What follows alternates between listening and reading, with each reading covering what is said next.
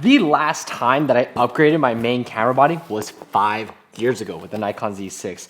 And this right here is the Nikon Z6 III. So let's see what's inside. And this,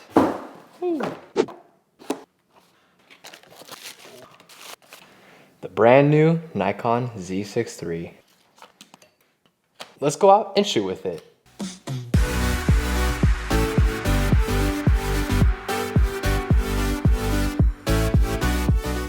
What's up, y'all? So Project Photography back with another video, and today, people, look what I got in my hand, the Nikon Z6 III. And honestly, I'm really surprised I was able to get it this fast. It was just last week when Nikon announced this camera, and not even a week later, or actually a little bit over a week later, I have it in my hand. And I think that's incredible. Great job, Nikon, by the way. That is amazing.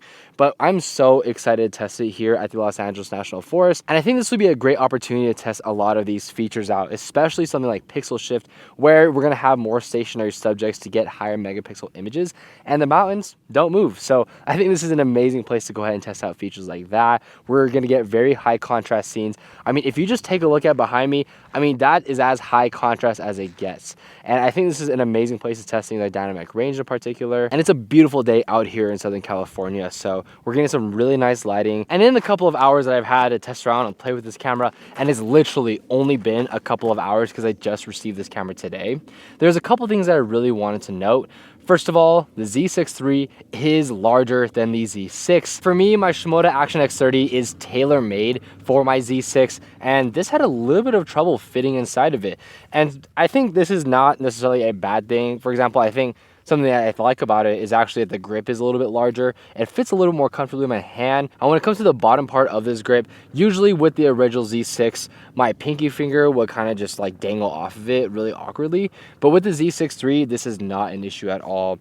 And ergonomically speaking, I think that's really nice, especially for a camera like this. One thing I really like is that when I put the camera into vertical orientation, all the information goes vertically now. And that is honestly amazing. Like, I don't know why that wasn't something that was implemented into other cameras, but I'm really glad this is something that they included into the Z6 III. It just makes it a lot more usable, especially in vertical orientation. You don't have to kind of like arch your head a certain angle in order to see the information.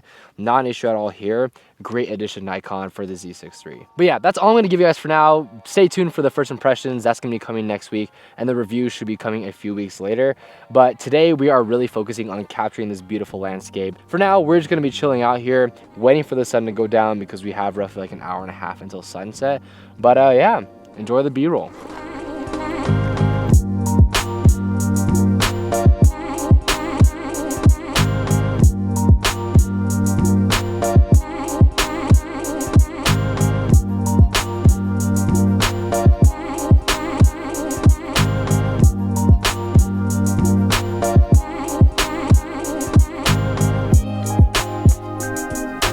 So the sun has gone down quite a bit, and I have been playing around with the Nikon Z6 III, and there's a few things I discovered. One of them is that it actually has linear focusing. Now, that's incredible if you know what it is. Essentially, when you focus, you're able to go to the exact same position every single time, and it will be essentially focusing at the same speed constantly. And I think this is an amazing addition to this camera that I didn't even know existed. And right now, it's about 7:51, so I think that's a perfect time to start shooting. The sun should be down in about like 10 minutes, so we should get some really nice colors. What's up, y'all? We are now behind the scenes behind the camera, and right here I'm gonna be switching out lenses from my 20-400 into my 14-30 because I just want to see what that perspective looks like, especially with this huge valley. But a lot of this shoot, I'm just going to be talking about my experience using the Nikon Z6 III for landscape photography. Now, this isn't a camera that you would traditionally think would be good for landscape photography, but honestly, after this shoot, I was pretty convinced that this is actually an amazing camera for it. And in this shot right here, I'm gonna go ahead and shooting in HDR, and a lot of my process is the exact same.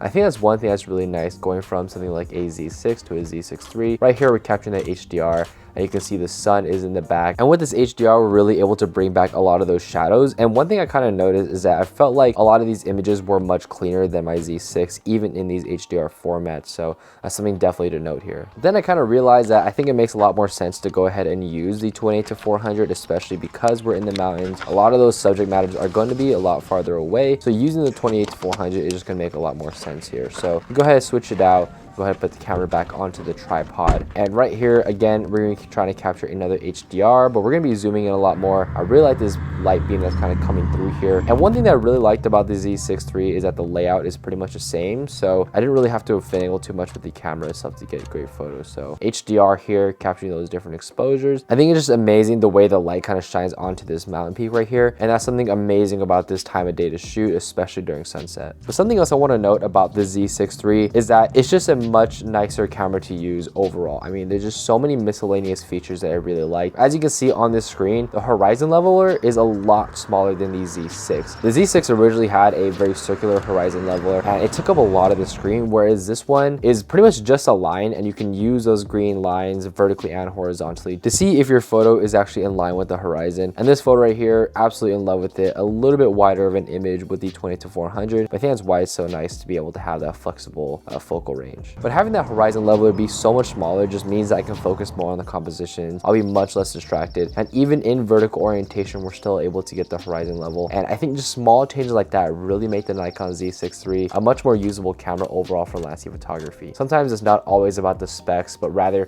the usability and some of the features that really enhance the experience of using the camera. So I was taking a lot of HDRs, and at this point, I kind of wanted to just test out what a singular image looks like. And again, I'm using the mechanical shutter a lot here because we're going to get better dynamic range overall. But I actually went back and looked at my electronic shutter photos versus mechanical shutter, and I did see an improvement in terms of dynamic range with the mechanical shutter versus the electronic shutter. And with this edited version, we can see that this is a very similar feel to one of the other images where we're really showcasing that sun moving through the mountain peak. But in this one in particular, I want to get it a little bit more wide just to kind of showcase the surrounding areas. And for this next image, we're actually going to be going ahead and using pixel shift. Now, what pixel shift will allow you to do is essentially take either 4 to 32 images and then stack them in post using Nikon software. And I actually am a huge fan of this feature in particular. I think it just makes it amazing for landscape photography. And this photo in particular, we're going to be taking a 32 image stack. Now, what this is going to do is give us the most dynamic range possible, along with a 97 megapixel image. And as you can see, I mean, just take a look at that photo. It's so crisp, so clean. And as we zoom in, you can just see so much detail. It's absolutely insane. It's a big reason why pixel shift is one of my favorite features on this camera. And with pixel shift, I wanted to make sure to test out a bunch of the other different shot modes. We're going to be using an 8 stack. Now, what I actually found out is that with the 8 stack, you're not actually going to be getting an increase in resolution, but rather an increase in dynamic range. So that makes a lot of sense here.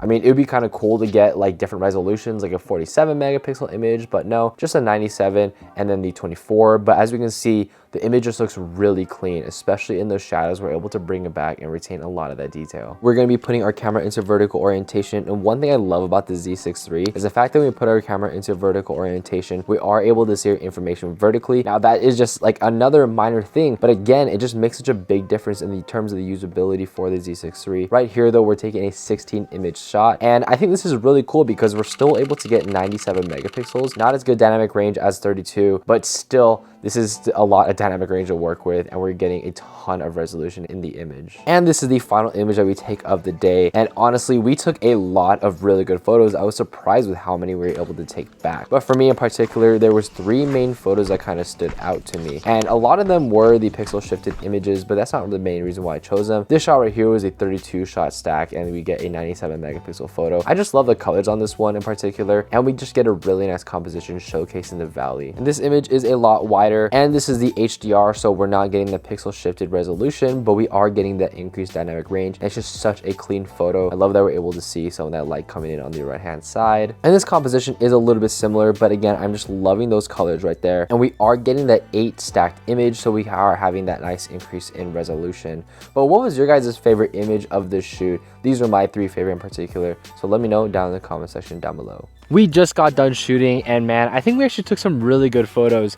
I think with the Z6 III, I was really trying to test out all the different modes and stuff, and of course, trying to get the best possible images. I'm really happy with the images. I have to go home and still see what those look like, but I hope you guys enjoyed this video. I am so incredibly excited to be doing more content on the Nikon Z6 III. And next week is when I'm going to be doing the first impressions, so make sure to subscribe and stay tuned for that. Also, everything I've just been filming right now, at least for this clip, is filming with the Nikon Z6 III, so let me know what you think about the video quality. If you have any questions about the Nikon Z6 III, feel free to leave it in the comment section down below. I'll be more than happy to answer any questions or even include it when I do make that first impressions video. So thank you guys so much for experiencing the world with me today. Please feel free to rate, comment, subscribe, and I'll catch you guys in the next one.